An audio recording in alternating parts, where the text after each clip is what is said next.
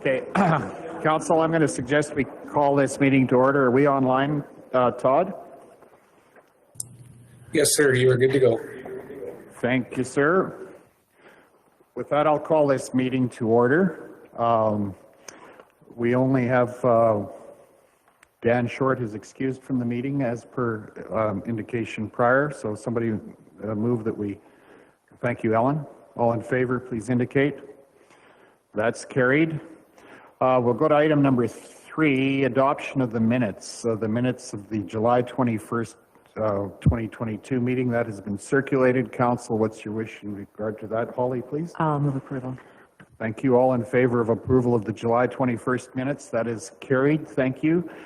I will now go to item number 4, call for post-agenda items. Are there any post-agenda items that need to be added to the agenda? Seeing none, I will just, realizing that our agenda has already been turned upside down a little bit by the time, I will just explain what our process will be with regard to the agenda. We have had a public hearing scheduled for 11:30. I'm going to suggest that immediately after the preliminaries, we go to the public hearing, followed by a presentation by the Brooks Rotary, which was scheduled for 11:15. I'm sorry that we haven't met that exactly, but we'll have our public hearing and then we'll go to the Rotary presentation if you're amenable to that. Alternatively, I guess we could do it at a future meeting. I'm sorry for the interruption and thank you for your presence here. And then we'll go to the other items that are in the meeting. Cole, yours was scheduled earlier. Can you stay to meet with us just a little later? Okay, having seen that, I'm going to look for a motion to adopt the agenda. Adina, thank you. All in favor of adopting the agenda as explained? That's carried. Thank you. Is there anything in question period or notices of motion? Seeing none, I will suggest that we go directly to our public hearing. And Maria, if you could take us through, explain this. Oh, pardon me, we need a motion to go into public hearing. This has to follow the right order, and sometimes we get that wrong. Holly, please. I'll make a motion to open public hearings. All in favor, please indicate. That's carried. Thank you. Go ahead, Maria. Thank you. Thank you. This is a public hearing for land use bylaw amendment, bylaw 2036-22. The purpose of this application is to redesignate a portion of land, which is shown in the attached maps, from agriculture general to direct control district. These lands are more commonly known as the Brooks and District Fish and Game Rifle and Archery Range. And the lands are located west of Highway 873 and south of the city of Brooks. It is recommended that after the public hearing, should no objections be made, that second and third reading be given to the bylaw to redesignate from ag to direct control. The Brooks and District Fish and Game Rifle and Archery Range is in the process of completing the required 5-year reapproval for the current shooting range operation.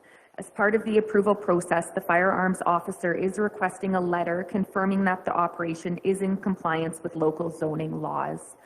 This rifle range has been in operation since prior to 1990, which is when the adoption of the land use bylaw happened, the first land use bylaw. So currently it is operating as a legal non-conforming development. In order to be able to be compliant with the land use bylaw, this land use amendment would need to happen to make it legal conforming. What that means is that it can continue to operate, and now if they would like to change or add, which is not what's happening right now, but in the future, should they wish to, then they can go right to the development stage. And they can also maintain their approval with the firearms officer.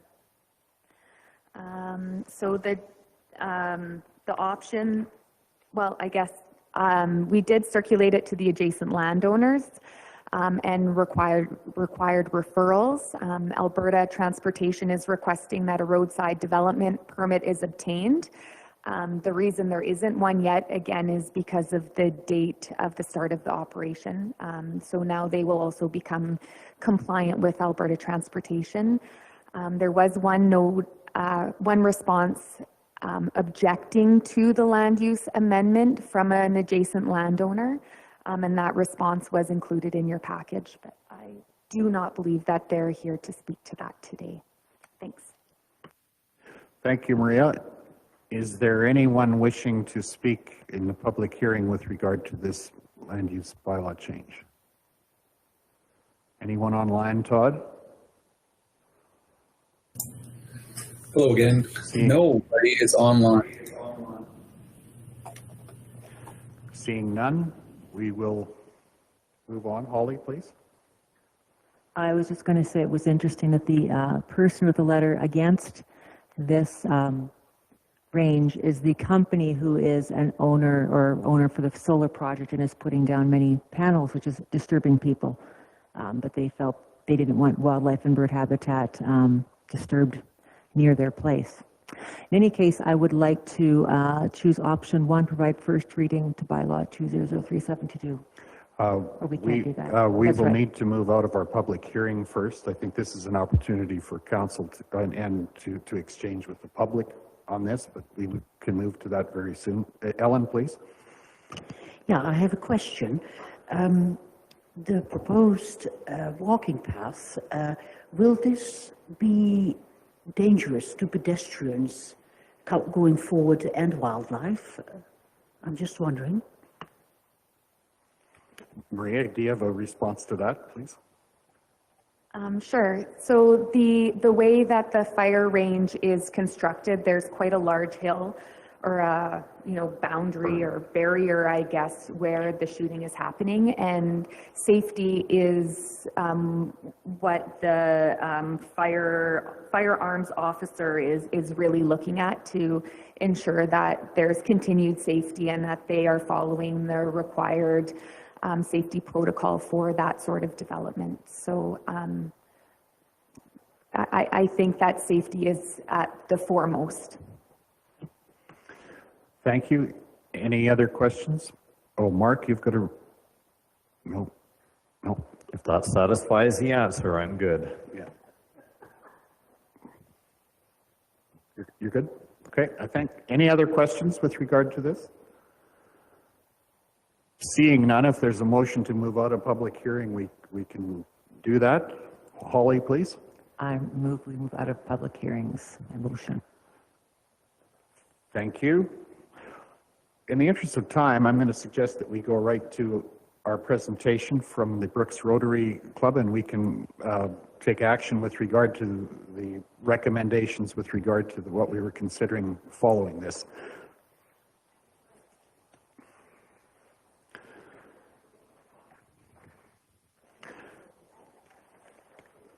Welcome, Mr. Sturgeon. Would you introduce yourself, and maybe we'll have introductions around the table, or do you know everyone around the table? Let's have... Thank you. Yes, my name is Calvin Sturgeon. I'm currently the International Director for our Brooks Rotary Club. With me today, I have two other Rotarians, Larry Pratt and Greg Patterson, who have come with me to support, like, question period in Parliament. Welcome. And we'll just introduce ourselves quickly, starting with Neil Johnson. Welcome here, Calvin. Thanks for coming. Neil Johnson, Division 10. Welcome. Amanda Philpott, Division 8, Duchess. Good morning, Ellen Unra, and I am from Division 7 around the village of Rosemary. Hi, Rotarians. Greg Screever, Division 5, Castles and Lake No Resort. Morning, I'm Kelly Chrisman, and I'm from the west side of the county. Arnold Dirksen, Division 9, the GEM area. Matt Fensky, morning, County Administrator. Good morning, Holly Johnson, Scandia, Rainier, and Bow City, Division 4. Good morning, Adina Scandrup, Division 2, Tilly area. Good morning, Lynette Kopp, I'm Division 3, Patricia Millicent area. Thank you. Welcome. Go ahead. In the interest of your already long morning, I'll get through this fairly quickly. And I do want to thank you for affording us the time to update you on the fire truck that went from this area from Brooks Newell down to Mexico via the Rotary's Los Amigos project. When you as councillors and your predecessors made the decision to commit your time as councillors, I'm sure that serving your constituents in your divisions and in your county was at the foremost of your considerations. But I hope we can impress upon you that as a result of your decisions and your generosity of emergency equipment from this area, you've impacted lives also 4,000 kilometers away. I can change this myself, can't I? All right. I'm going to explain briefly what the Los Amigos project is. It's an initiative headed by the Lethbridge Sunrise Rotary Club. It sources emergency and community service vehicles that are being removed from service in communities here in southern Alberta and transports them to communities that are in need in Mexico. On the Mexican end, a community who in need applies to the Rotary Clubs of Mazatlan for a vehicle. The Rotary Club there assesses the need and if possible matches the available vehicle to the need. The communities are assessed not only for their need but also on their ability to maintain and operate the service and access the necessary training for that vehicle as well, or those emergency supplies. Even though the vehicles are donated to Rotary, there are significant costs in time and money incurred to deliver those vehicles. In 2022, more than $36,000 was spent to move 7 vehicles from southern Alberta down to Mexico. And as you're probably aware, costs are increasing. Over the last 10 years, you can see more than 50 vehicles have been delivered at a cost of $344,000 plus. A couple of years ago, an audit was done of the vehicles that had been taken up to that point, and at that point there had been more than 40. And over the 9 years that vehicles have been taken down, all but one of those vehicles was still in service in communities. So even though they were no longer serviceable here in southern Alberta, they were helping communities in Mexico. The story of this community's involvement began several years ago when Richard Getty, a Brooks Rotary member, heard of the project and decided that our club should make a financial donation. Richard volunteered to be a driver of the vehicle to Mexico. The Grasslands School Division was the first authority here to become officially involved. They donated a school bus in 2018 that we took down in 2019. Richard continued to spread the word, which culminated in the donation of the Volvo fire truck, which is pictured on the screen there in 2020. Due to COVID, the vehicle could not be delivered until April of 2022, when it was delivered to the municipality of Escuinapa. It's the southernmost municipality in the state of Sinaloa, south of Mazatlan. The municipal authorities in Escuinapa were told of Richard's efforts and of his death in Mexico this last winter. And the decision was made by that municipality to put Richard's name on the truck. So if you go to Escuinapa, you will see a yellow fire truck that will still say Brooks Fire Service on the side, and it'll also have Richard's name on it. Kevin Swanson's efforts enhanced the truck presentation immensely. Kevin arranged to have someone translate an article into Spanish from the September 1996 issue of Firefighting, a national magazine, that featured the local grain elevator fire and how this particular truck was deployed in that fire. So in 2022, these are the vehicles that were delivered from left to right. They came from Olds, Pincher Creek, 3 of them then from Lethbridge, Brooks Newell fire truck, and lastly the red fire truck came from Whitecourt. There were, these were the drivers of the vehicles, 2 drivers per vehicle. We left on late April, April 24th. And this is just a view of what it looks like from one of the trailing vehicles as the convoy headed south. This looks like it's in Arizona someplace. At the customs brokerage in Escanaba, we Canadians coming out of a winter weren't used to the heat in Nogales, Arizona, so the Brooks fire truck made a convenient shady park bench. After waiting for final inspection and clearance of the empty vehicles in Nogales, Sonora, Mexico, on the other side of the border, there were 6 of us left here because an ambulance was left behind temporarily. And you may find this interesting, a bit of an aside. An import permit was declined for an ambulance who was heading to one municipality because that municipality had not forwarded the taxes they'd collected to the federal government. So some quick shuffling of funds were done. The import license was provided by the federal government in Mexico, and the ambulance did make it to its community in time for the dedication there. So anyway, the governments always make sure they get paid.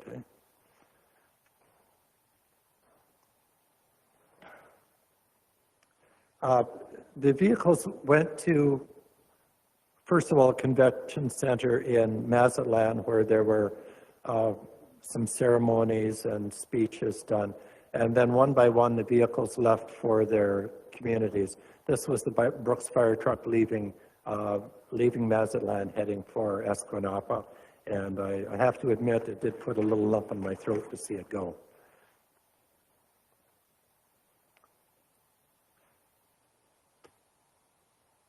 I had a little video here on Escanaba.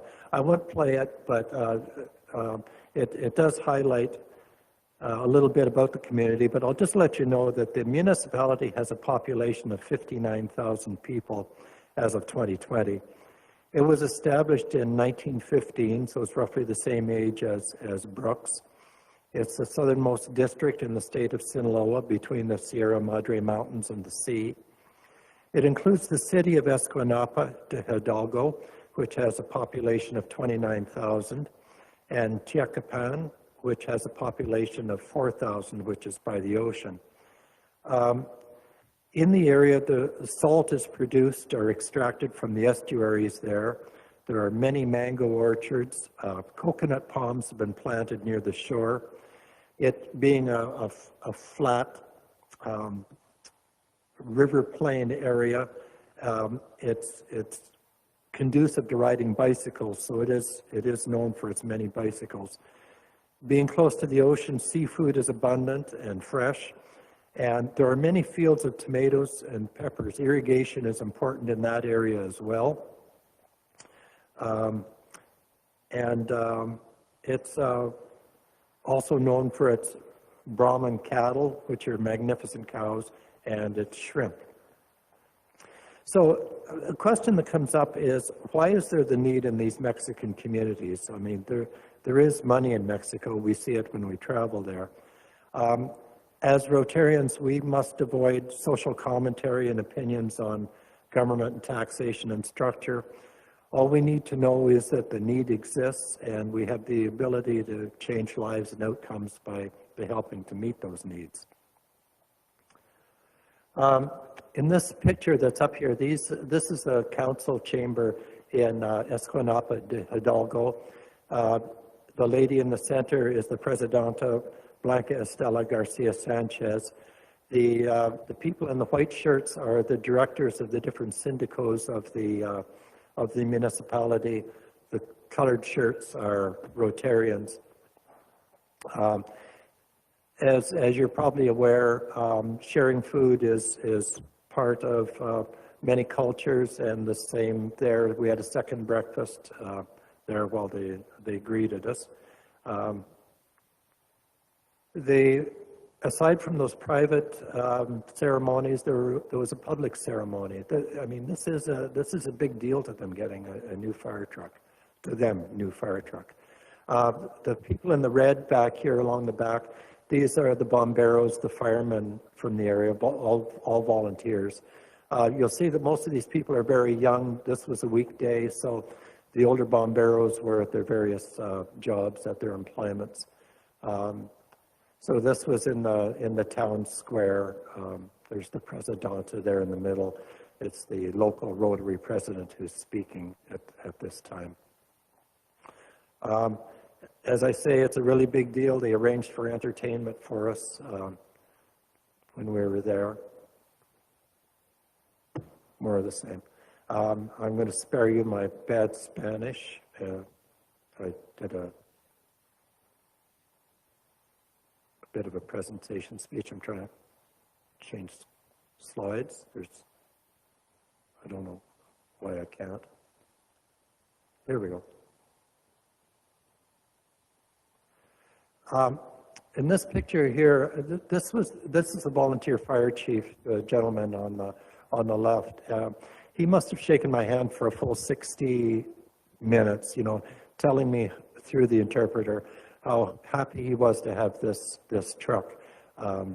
With this truck, he felt he could finally do his job, and it really impressed upon me how much it meant to them. This other fellow in a shirt similar to mine, he's from Pincher Creek, Dick Burnham. Their community supplied the ambulance.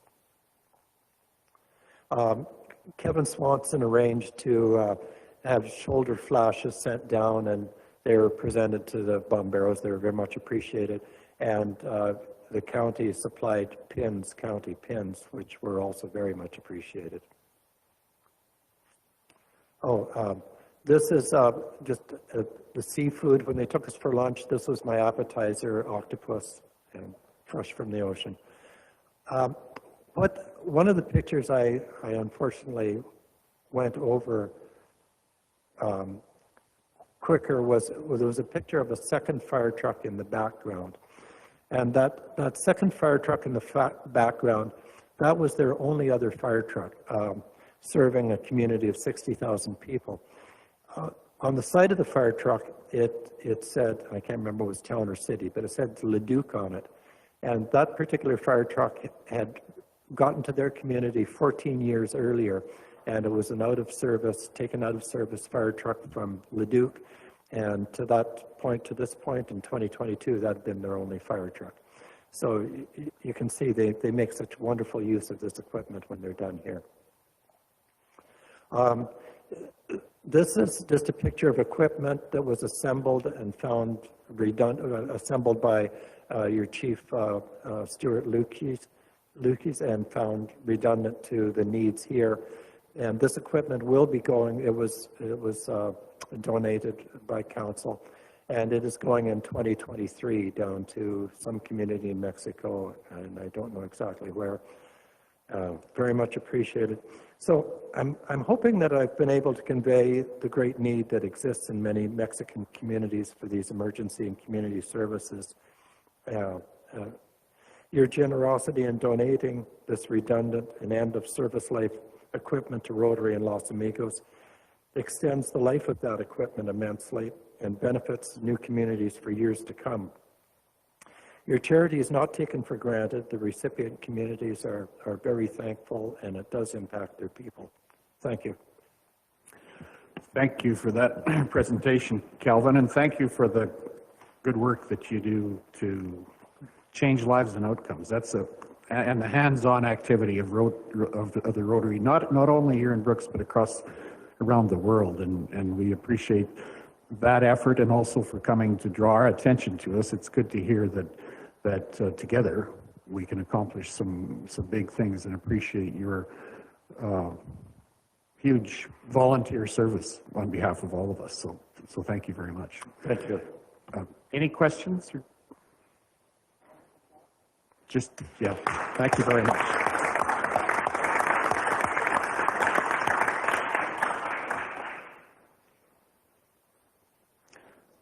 Thank you for that presentation. With that, we will go to Paul Stanley. Stanley, would you please bring us up to date on the water system, right?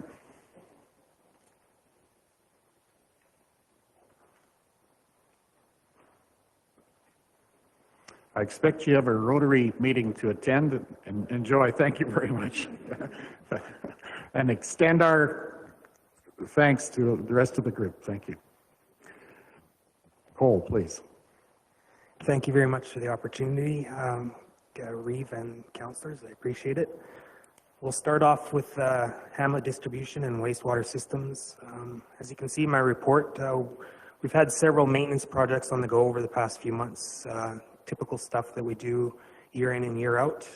So I just wanted to highlight a few of them. Starting in the springtime, we flushed the distribution systems via the fire hydrants at Lake No Resort and Tilly. That's the only two communities that's available to us because of the fire hydrant infrastructure that's in place in those communities. So we've completed that. We did all the yearly maintenance at all the hamlets backup generators at the pumping houses. That's part and parcel done with Cummins. They come in and do full inspection and testing on all those. So it's good for the thunderstorm season that they'll all be operational. So that was all taken care of. And we are currently partway through the valve exercising programs in the hamlets where we open and close the distribution isolation valves to make sure that they are operable and work as they should. So we're partway through that. So that's the update on our maintenance. For the rural water project, we had a couple incidences. I just want to apologize. My last report at the beginning of June, I had put in there that we had an issue with a sinkhole on a rural water project line that had formed and caused a brand new GPS-enabled pivot on a ratepayer's land to topple over. The reason that was the information we had at the time. It was ongoing at the time that I wrote my report. Since then, we've done a little bit more investigating into it and found that it was a malfunction of the pivot. It wasn't rural water leak that caused the sinkhole. So as you go along through this process and kind of figure out what happened and dealing with that, we sometimes find out that first glance isn't exactly what was happening. So it was good in that way. Unfortunately, the landowner did incur some heavy damage to a very expensive pivot that they'll have to take care of, or the insurance will. So, but it wasn't due to the rural water project line. So that was good news in that regard.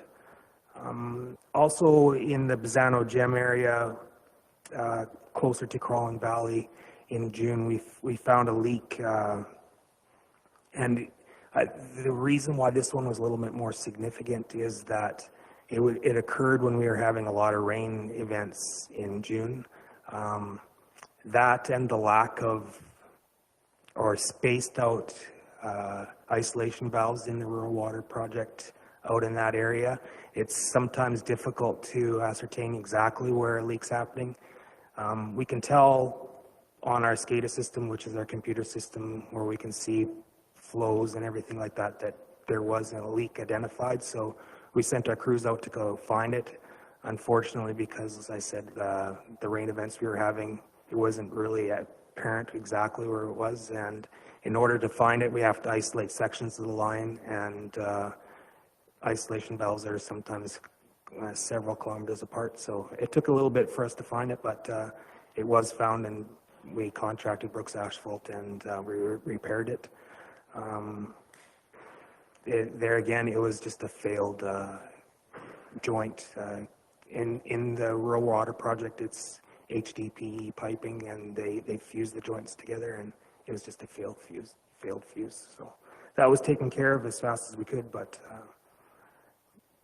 that was the extent of that leak, and we haven't had any other problems since then. So that was since June. So everything in the rural water project is working as it should right now, currently. And wastewater collection, we've been dealing this for quite a while now, but we have had MP Engineering do a complete assessment of the Lake No Resort lift station, sewage lift station. So we're just waiting on their report.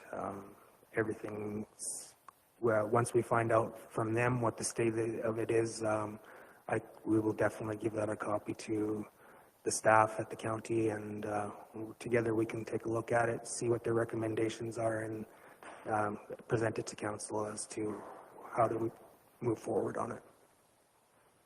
But that's the extent of my report. If there's any questions, I'd be more than happy to answer them.